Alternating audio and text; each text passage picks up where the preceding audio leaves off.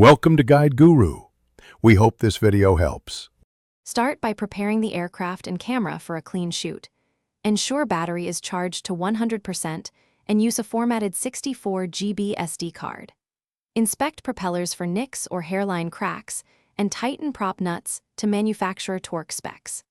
Calibrate compass and IMU on level ground away from metal and power lines, then confirm GPS lock of at least 10 satellites. Verify firmware is up to date and set return to home altitude to 120 meters or below so the drone clears obstacles on auto recover.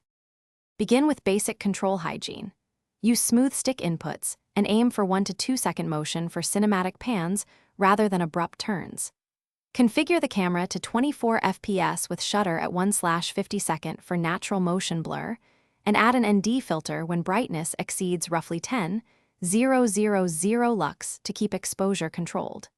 For creative movement practice, gradual altitude changes of 0.5 to 2 meters per second for steady reveals, and compose shots using the rule of thirds and 16:9 framing to plan subject. Operate safely by maintaining visual line of sight and keep at or below 120 meters unless you have specific authorization from local aviation authorities.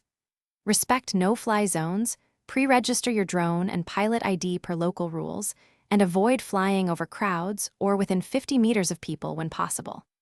After the flight, power down motors before removing batteries, cool batteries to ambient temperature, then store at 40% to 60% charge for long-term health and log flight time, GPS tracks, and any incidents for future review and insurance.